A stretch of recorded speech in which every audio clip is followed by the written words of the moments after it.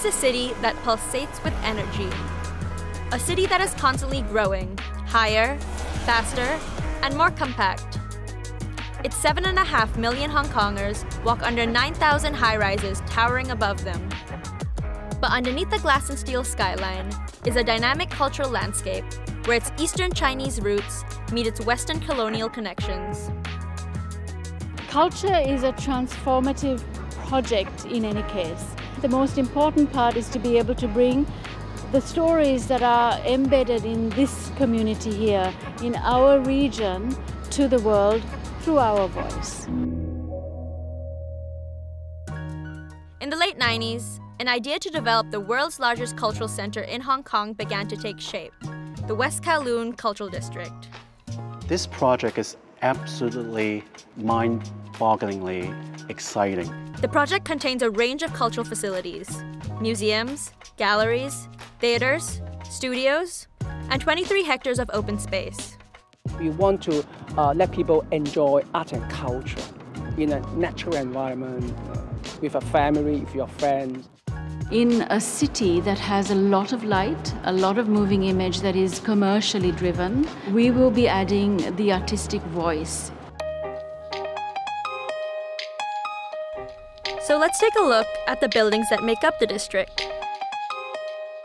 That is M+, that is our museum. The centerpiece of the West Kowloon Cultural District is M+. Museums are a very important part of the civic fabric of a city, and they add a dimension that is really essential to the heartbeat of the city. Sahanya Rafael is the museum director for M+, and since 2016 has watched the museum grow into the building it is today. Starting to feel very finished. You know, I used to go in when it was just a basement being prepared, right through now to completion.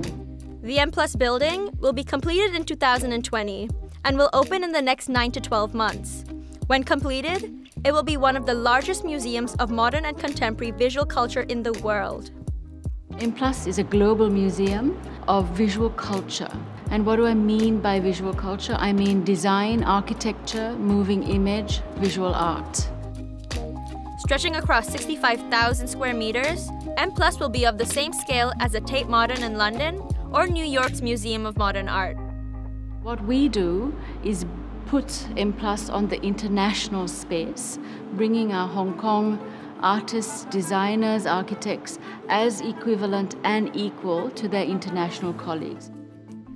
Another building in the district that hopes to transform the way we understand and experience art is the Hong Kong Palace Museum. The museum is a collaboration between the iconic Palace Museum in Beijing and the West Kowloon Cultural District. The building behind me is the Hong Kong Palace Museum building under construction. As the museum director, Dr. Louis Ng is tasked with selecting some of China's most treasured artifacts from the Beijing's Palace Museum. The Palace Museum collections are mainly made up of the imperial collections of the Ming and Qing dynasty. They are all China's national treasures. These kind of items now in the Palace Museum, they have 1.8 million.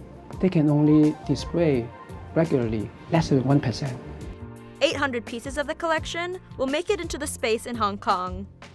We are not only display them, but I think we want to find new ways to interpret, to present it to our audiences. One of the tasks Louis and his team face is how to present ancient Chinese art to modern audiences. Traditionally, we learn history, in a class, from textbook, from pictures.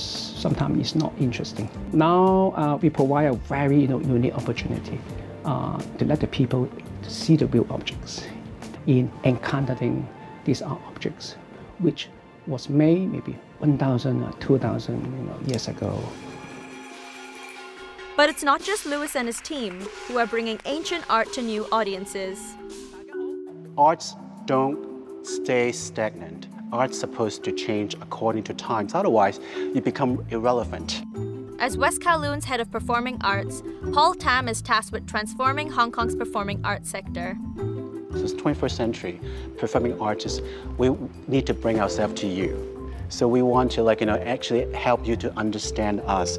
We cannot just kind of hold ourselves in a pedestal and think that you're going to come to us. And so I think this is like the challenge of 21st century performing arts folks like ourselves. A key component of his mission, the Sichu Center.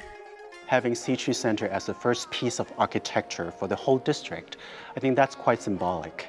It speaks of the heritage of Hong Kong. We're part of the Chinese arts and culture. And so this is I think a kind of a statement to the Hong Kong people and to the rest of the world.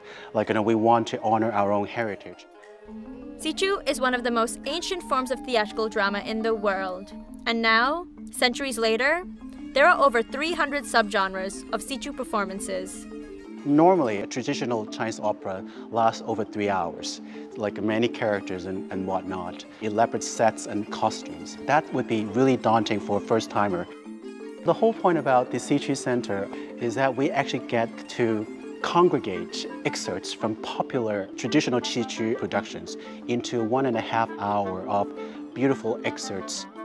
And so what we want to do is to have that as introduction to people who may not actually understand what Sichu is, but they want to find out. We want to pique people's curiosity. Sichu focuses on a traditional art form, but on the opposite side of the district, that's where contemporary performing arts comes alive. So on this beautiful ground stands Free Space, the second piece of performing arts architecture for West Kowloon Cultural District. Free Space is really interesting. This is the first specifically purpose-built theater for contemporary art, performing art forms. A lot of times, I think a place like this, a performing arts center in any big city, is not just a city's pride or national pride. It's also the people's pride, because this is where people can congregate and have fun, and you can always come here. And this is I think what West Kowloon Cultural District really pines for, is to be something for everyone. As the district takes shape, it's also making a mark on the skyline of Hong Kong. The whole of West Kowloon had a master plan designed by Norman Foster, and within that footprint were different cultural institutions. Each of these institutions have different architects. It's a fantastic part of the cultural expression of the district. This is the Grand Theater, the crown jewel of the Sichu Center. We take this Chinese philosophy, the Qi. It's all about no angles. And so you can see this beautiful wave-like movements within the theater. It's beautiful. Much like the masterpieces inside the district, some of the buildings themselves reflect their own unique heritage. So the architect draw reference from the layout of the Forbidden City. The design concept of Palace Museum is a fresh interpretation of Chinese visual culture. The museum building itself will be a cultural landmark in Hong Kong. But perhaps the building that steals the show? M+. The museum will have a 65-meter-high LED screen, an art piece in its own right. It's actually a lenticular system. The angles for the LED offer the opportunity for those sitting on the podium who are looking straight up at it to be able to recognize and distinguish the images, as well as those on the island far away. Like most cities, Hong Kong's landscape is constantly evolving from every perspective. But the West Kowloon Cultural District is a significant turning point in the city's transformation. I want the city of Hong Kong, the people who are living in Hong Kong, people who visit Hong Kong, to always make M+ the must-see, must-visit part of their lived experience.